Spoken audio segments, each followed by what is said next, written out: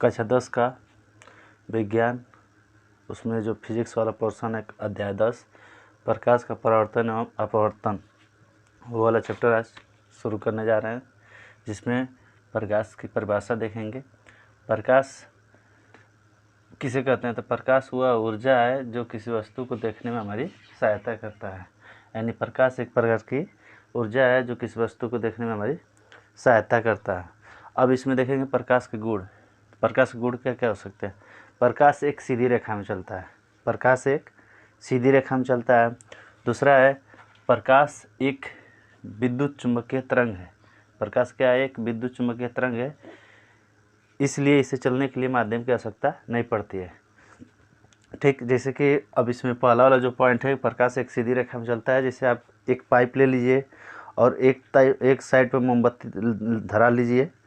ठीक, एक साइड पर मोमबत्ती अपना जला दीजिए और दूसरे साइड से देखेंगे तो पाइप में से दिखेगा, सीधी रहेगी। तो वही अगर वो टेढ़ी कर दीजिए, उसको टेढ़ा कर देंगे तो वो दिखाई नहीं देगा। ठीक है ना? तो इससे यह सिद्ध होता है कि प्रकाश एक सीधी रेखा में चलता है। और प्रकाश एक चुंबकीय विद्युत तरंग है जिसके लिए माध्यम की आवश्यकता नहीं पड़ती है। अगर वो विद्युत चुंबकीय तरंग नहीं होता तो उसके लिए माध्यम की आवश्यकता पड़ती, पर प्रकाश के लिए माध्यम की आवश्यकता नहीं पड़ती है। प्रकाश अपारदर्शी वस्तुओं की छाया बनाता है। तीसरा गुण है कि प्रकाश अपारदर्शी वस्तुओं की छाया बनाता है। अपारदर्शी का मतलब जिसको आर पार हम नहीं देख सकते। जैसे देखिए इसका यहाँ पे छाया बन रहा है, ये बन रहा है ना, तो ये मार्कर है, इसका भी छाया यहाँ पर बन रहा है। तो ये भी पारदर्शी वस्तु है जिसको हम इसके आर पार नहीं देख सकते। ठीक है ना? तो इसके आर पार नहीं देख सकते तो उसकी छाया बनाती है। अब उसके बाद चौथा गुण है इसका कि प्रकाश की चाल निर्वात में सबसे अधिक होती है।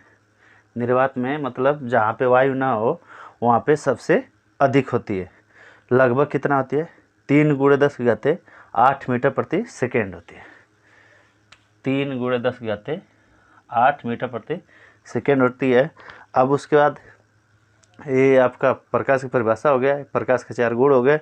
अब उसके बाद प्रकाश का परावर्तन देखेंगे। प्रकाश का परावर्तन किसे कहते हैं? तो प्रकाश का परावर्तन में देखिए, जब प्रकाश किरण किसी पालिशदार तल पर, कोई पालिशदार तल है उस पर प्रकाश किरण आती है और पालिशदार तल से टकराकर उसी माध्यम में वापस चली जाती है, इस घटना को कहते हैं प्रकाश का परावर्तन। प्रकाश का परावर्तन कहते हैं। ठीक है? तो मान लीजिए कि कोई पालिशदार तल है, उस पर प्रकाश किरण आई ऐसे, जैसे देखिए यहाँ पर समझाते हैं। ठीक है? यहाँ पर ऐसे ये पालिशदार तल है और यहाँ पे ऐसे प्रकाश आया और टकरा कर उसी माध्यम में वापस चला गया, उसी दिशा में नहीं, उसी माध्यम में गया। तो इस घटना को क्या कहेंगे? प्रकाश का परावर्तन। प्रकाश का परावर्तन, इस घटना को कहेंगे प्रकाश का परावर्तन। ठीक है? अब उसके बाद देखिए, जैसे कि मान लीजिए कोई पालिशदार तल है, उस पर प्रकाश किरण आएगी ऐसे और टकरा कर उसी माध्यम में वापस चली जाती है, उस घटना को कहते हैं प्रकाश का परावर्तन। अब उसके देखिए प्रकाश के परावर्तन के नियम होते हैं और ये नियम बोर्ड परीक्षा में बहुत ही इम्पोर्टेंट है, बहुत ही बार पूछा गया है, लगभग हर साल ही पूछा जाता है। ठीक है ना? तो इसको थोड़ा ध्यान से देखिएगा। पहला है प्रकाश का परावर्तन के नियम में, पहला है नियम इसका 2 ही होते हैं। पहला है आपतन कोण परावर्तन कोण सदैव बराबर होते हैं, जो यहाँ पे फिगर दिखा रहा हूँ। देखिए ये एक दर्पण है, ये एक दर्पण है। अब इस दर्पण पर आपतित किरण यानी आने वाली किरण ऐसे गई और टकरा कर उसी माध्यम में वापस चली गई। टकरा कर उसी माध्यम में क्या हुई? वापस चली गई। तो आने वाली किरण को आपतित किरण कहते हैं, जाने वाली किरण को परावर्तित किरण कहते हैं। आने वाली किरण को आपतित किरण और यहाँ से टकरा को वापस जाने वाली किरण को परावर्तित किरण। और यहाँ पे इस जिस बिंदु पर ये टकराती है उस बिंदु पे एक लम्ब डालते हैं, दर्पण के लंबवत एक लम्ब डालते हैं, जिसे हम अभिलंब कहते हैं। जिसे हम क्या कहते हैं? अभिलंब कहते हैं। अभिलंब और आपतित किरण के बीच बना कोण को आपतन कोण कहते हैं। अभिलंब तथा आपतित किरण के बीच बना कोण को आपतन कोण कहते हैं। उसी प्रकार परावर्तित किरण और अभिलंब के बीच बना कोण को परावर्तन कोण कहते हैं। परावर्तित किरण अभिलंब के बीच बना कोण को क्या कहते हैं? परावर्तन कोण कहते हैं।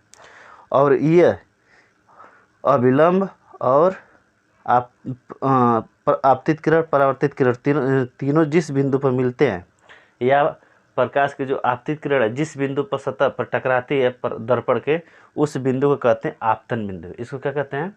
आपतन बिंदु कहते हैं। ठीक। अब दूसरा है इसमें कि ये जो आपतित किरण है, परावर्तित किरण है तथा अभिलंब तीनों कहाँ होते हैं? एक ही तल में होते हैं। तो फिर से देख लीजिए परावर्तन का नियम। आपतन कोण परावर्तन कोण का सदैव बराबर होता है, यानी हम यहाँ पे लिख सकते हैं कि I बराबर R। I क्या है? आपतन कोण है, और R क्या है? परावर्तन कोण है। तो I बराबर R, पहला नियम क्या है?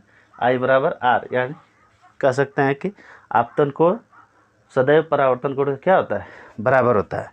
इसी प्रकार आपतित किरण, परावर्तित किरण, अभिलंब तीनों क्या होते हैं? एक ही तल में होते हैं। फिर से ध्यान से देखिए, परावर्तन के कितने नियम? 2 नियम। परावर्तन के कितने नियम? 2। पहला, आपतन कोण परावर्तन कोण सदैव बराबर होता है। परावर्तन कोण आपतन कोण सदैव बराबर होता है। दूसरा नियम है आपतित किरण, परावर्तित किरण, अभिलंब तीनों कहाँ होते हैं? एक ही तल में होते हैं। तीनों कहाँ होते हैं? एक ही तल में। फिर से सुनिए, आपतित किरण, परावर्तित किरण, अभिलंब तीनों कहाँ होते हैं? एक ही तल में होते हैं। कहाँ होते हैं? एक ही तल में होते हैं। ठीक है, ऐसा करते हैं।